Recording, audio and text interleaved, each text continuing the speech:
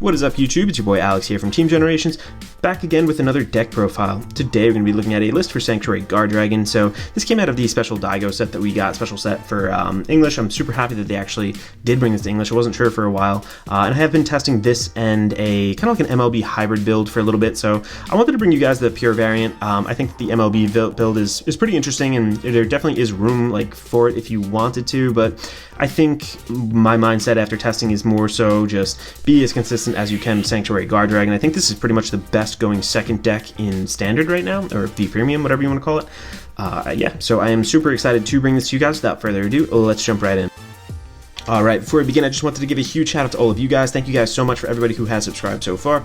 If you haven't subscribed and you're new to the channel, maybe just checking out the content for the first time. If you do learn anything today, maybe consider hitting that subscribe button, possibly leaving a like on the video. But without further ado, let's jump right in. So, getting right into it, we're starting off with 4 of the boss unit himself. This is Sanctuary Guard Dragon. Its skill continues on Vanguard Circle. If our opponent's Vanguard is grade 3 and you have a grade 1 unit, this unit's original critical becomes 2. Very important wording, I'll go over that in just a second. Its second skill, auto on Vanguard Circle. Once per turn, at the end of battle that it attacked while not boosted, we get to counterblast 1, rest 3 of our back row grade 1 rear guards, and discard a card from our hand, and we get to stand this unit. All of our front row units then get an additional 10,000 until the end of turn. So doing a couple things for us. I think that this really solved a big problem in Royal Paladin in general, in that it didn't, Royal Paladin really didn't have multi-attack. Like, Alt-Mile didn't multi-attack, or was it MLB didn't multi-attack, the blasters really didn't, any of that kind of archetype really didn't multi-attack, so I think it's cool to kind of introduce something finally to Standard that does it. I feel like every other clan kind of has it, so definitely nice there. Also, the first skill, like, that really makes both swings pretty impactful because you're swinging for that original critical as 2, so long as your opponent is on a grade 3 Vanguard, and you're pretty much always going to have a grade 1 unit on your board. Even if you get cleared, it's very, very easy to get grade 1s on board. We run a ton of them in this deck, so I just want to mention too with the first skill, just be wary because I think that wording kind of conflicts with the wording of Force 2. Like, if you put a Force 2 on this, you can't get 3 critical, it's still going to be 2. So always pretty much go Force 1 in this deck if you're going to stack it on the Vanguard Circle. You really always want to kind of be doing that, unless you want to, you know, give your rear guard some really buffed up power. But I think the restand is typically Force 1 standing over and over is really good on this. But yeah, take it any way you want. Also, the additional 10k that it gives to the field is pretty beneficial because it stacks with a couple other cards, which I'll go over now. Our next grade 3, I'm only running 7 in the deck total. This guy is Knight of Heavenly Spears, Aghaneps, I think that's how to say it. Its skill, act on Van or Rearguard Circle. Once per turn, we get to counterblast 1, soul blast 1, and 2 of our units get 10,000 until the end of turn. If our damage zone has 4 or more cards, we get to countercharge 1. So it's kind of a theme you're going to see in this deck. A lot of countercharging for different things, things that kind of get around counterblasts as well. So we're never really afraid of running out of counterblasts for our Sanctuary Guard Dragon skill. The additional 10,000 that this guy gives can be given to himself and his Sanctuary Guard Dragon. Doesn't say rear guards, it's 2 units, so you can make that Vanguard swing, the double swing, a little bit more impactful overall. And it's nice to just have that counter charge available if you don't have something else that counter charges, which we'll go over in a bit. So yeah, doing just a whole lot for us. I was trying this at 2, but sometimes I found that I really missed it, so I kind of need this to really pop off. So I'm running it at 3. I made some room for it. I don't think that's the wrong choice. You can run it at 2. Try to go for as high roll as possible, not a big deal. Moving into our grade 2s then, not a ton of grade 2s in this deck. We are running 4 of him. This is Knight of Conquest Wingstead. So his skill, continuous on Rearguard Circle. During our turn, if we have a Vanguard with Sanctuary Guard in its card name, this unit gets an additional 5,000 for each of your back row grade 1 rearguards. Its second skill, auto on Van or Rearguard Circle. When placed, we get to counterblast 1, look at 7 cards from the top of our deck, call up to 1 grade 1 card from among them to Rearguard Circle, and then shuffle our deck. So it's really nice to be able to get the additional power boost. So even if your opponent does hit a trigger, let's say, you know, you're on your grade 3 turn, they hit a trigger, they're now, you know, 23k, whatever the case may be, this guy's still going to get over it. It's going to be a 25k body because you're going to have those 3 in the back. You pretty much always have those 3. Like, it's really hard not to in this deck. And these unplaced, look at top 7, grab a grade 1. Like, we run a ton of grade 1s, like I said, in this deck. You're always pretty much going to find at least 1, and it's nice because you can get any one of them and you know, pop down whatever you need for that situation. You might be able to draw a little card advantage off of that, might be able to get just a really nice booster. So very solid card overall. I think that the power in culmination with the search ability definitely makes this guy a 4 of in the deck. Really cheap to bling out too. I don't think those are too much if you really wanted to go that route. Then I had a couple of the Liberos running around speaking of bling, I didn't bling this deck necessarily, but this is 4 of our next grade 2. This is Absolute Blade Knight Liver Up.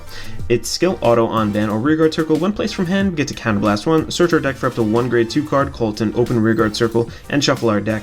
If we have no face-up cards in our damage zone, you may pay Soul Blast 1 for this cost. So kind of like a weird card in a couple different ways, but what we really want to do, if we want to ride this guy on Vanguard Circle on grade 2 and then pop down one of him just to make our grade 3 turn a little bit more impactful. I find that if we don't have that wing stand, if we don't have things that kind of boost itself with its own power, our turns on grade 3 are just kind of like a little less impactful. Like if they PG one Vanguard hit, they take another one, you know, they get a couple damage triggers. Like if you don't have things that boost themselves, it just, like I said, becomes an unimpactful turn. So this guy kind of helps us search out that wing stand.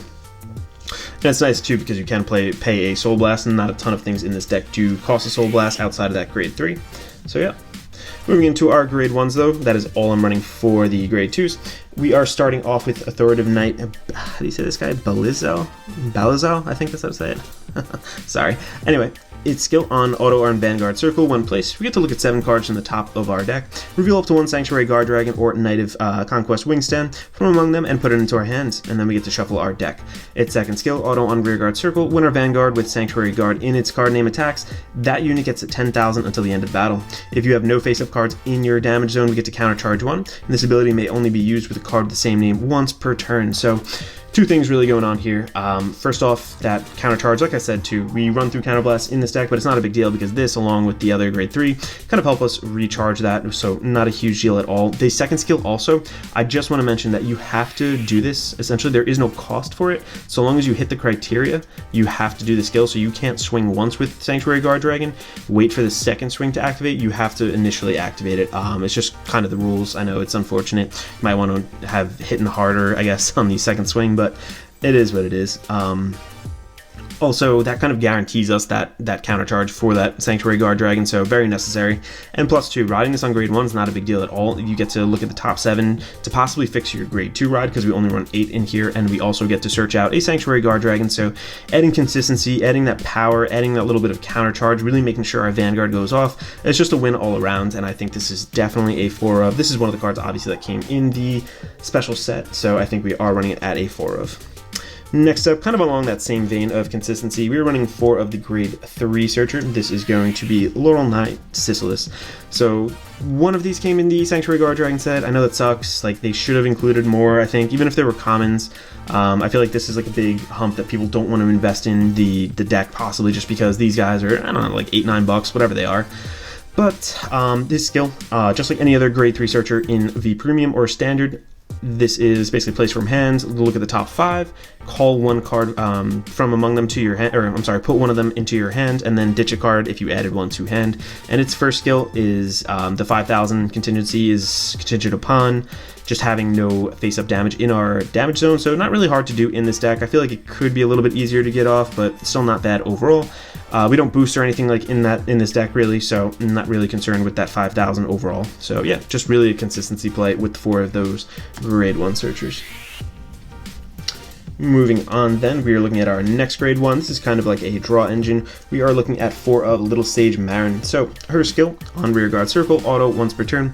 One of your other rearguards placed in the same column as this unit, we get to counterblast 1, draw a card, and this unit gets 3,000 until the end of turn. So not hard to call things in this deck in general. I think that we're always trying to have our front row kind of filled up. So if you have this guy in the back, you pop somebody down, just, you know, your order is correct. You can then counterblast 1 to draw. You know, you can countercharge with other things, like I said, in this deck too. So not really too concerned over that counterblast. So just solid little draw engine in the deck. I think that we definitely need to have grade 1s in the back row, so we're trying to flood our deck kind of with those grade 1s. And along that same train of thought, in terms of consistency, we are running 3 of this guy. This is Knight Squire Allen, a goldie, but I'm sorry, an oldie but goldie. Its skill auto on rearguard circles. When placed, we get to counterblast 1.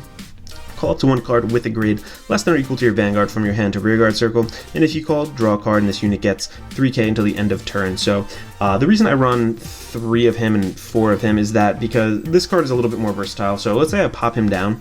I can then use like a wing stand or something, just essentially to find like another grade 1, put it in the same column as him, as opposed to calling a card from my hand. Like this has more flexibility in terms of timing, which I feel like this deck kind of benefits off, whereas this guy is just like, you know, one place, so you have to call anywhere. You know, if you're going to do it anyway, like it's no big deal, you still draw off of both, but I find that timing in this deck and just the overall strategy kind of lends itself to be a little bit more favorable to Marin, but no big deal if you want to swap it either way. Like you can totally run 4 of Night Squire Allen and 3 of Marin, whatever you want. I just think it's nice to have that little draw engine in there because we definitely need a ton of grade 1s on the field pretty much every single turn.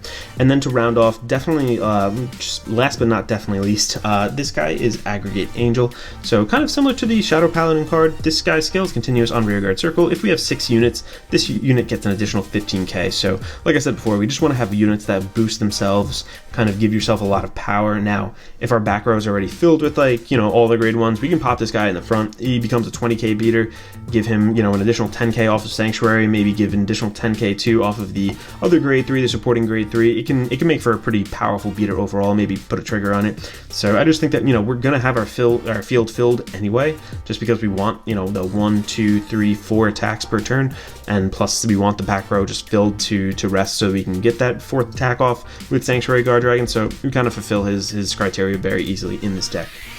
That wraps it up pretty much for the main deck outside of the starter, which is this guy over here. So I really like that they included the triple rare version of it. I think this art is awesome. I might use it in all my Royal Paladin decks. But moving on to the trigger lineup then, a little bit different. I'm running 9 crit, 1 Sentinel is a crit in here, and then 3 draw, 4 heal. Now I think the extra crit, just on the off chance that you do kind of the off chance that you do hit it, I think that it really does help. Like sometimes your opponent calculates to guard, you know, just take 2 damage and not really banking on that 3rd or 4th kind of critical damage. I think applying that little extra pressure is pretty good, and you are a force deck, so sometimes that 30k shield is enough to make like a no pass pretty easily.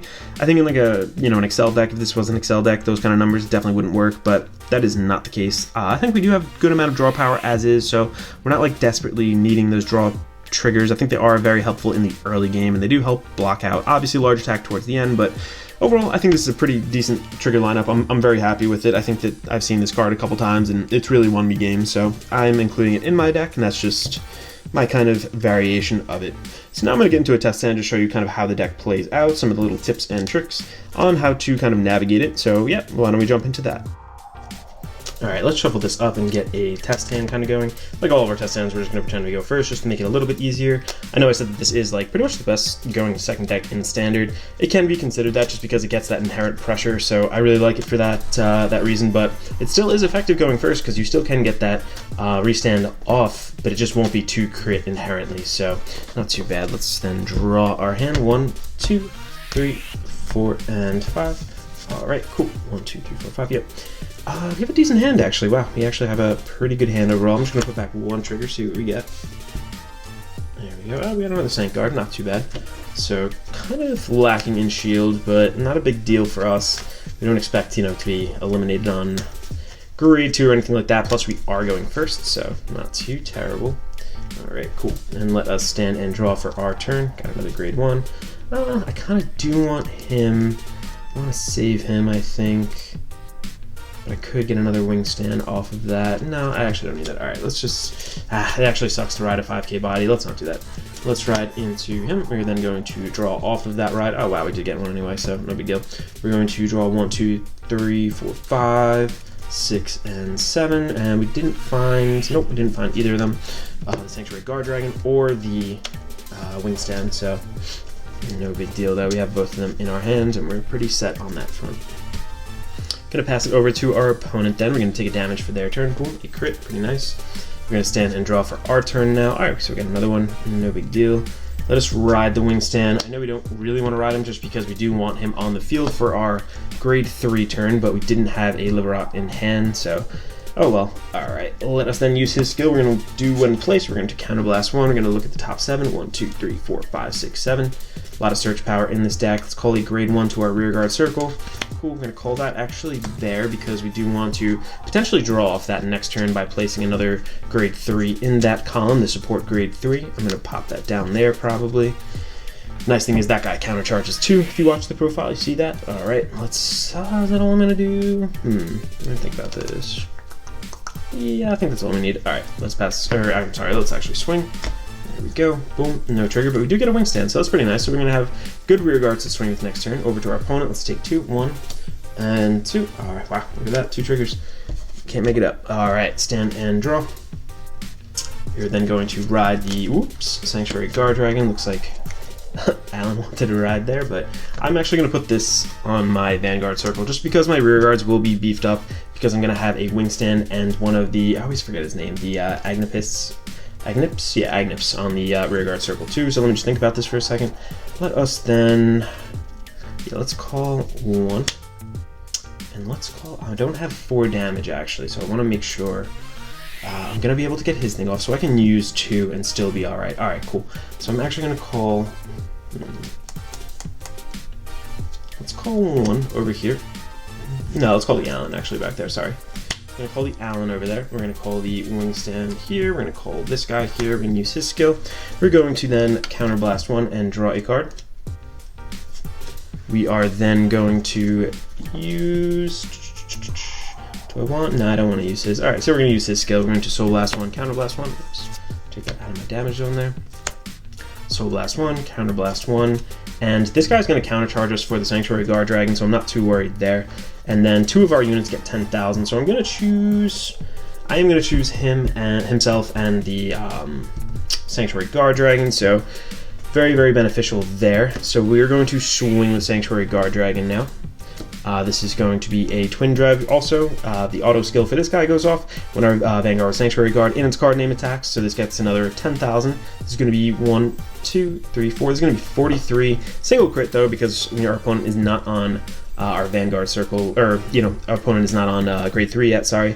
But still pretty good overall, and we don't have any open counterblasts, so we are going to countercharge off of him.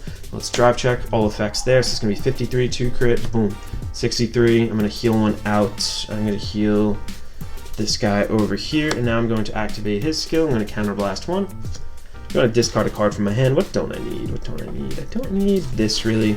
Let's assume that one of our rear guards will get picked off next turn. This guy is still a pretty good beater overall, so I'm going to discard that guy. Next off, I'm going to then restand him, rest 3 in the back, yeah, and then restand him, sorry. Now this is going to be, I think this is 63 2 crit, so boom, as you can see, this is like, I know it's only 2 crit in the beginning of the game, but this is still really hard to hit, and they don't minus any drives either, which is really nice, so I have some good shield fodder in our hand too.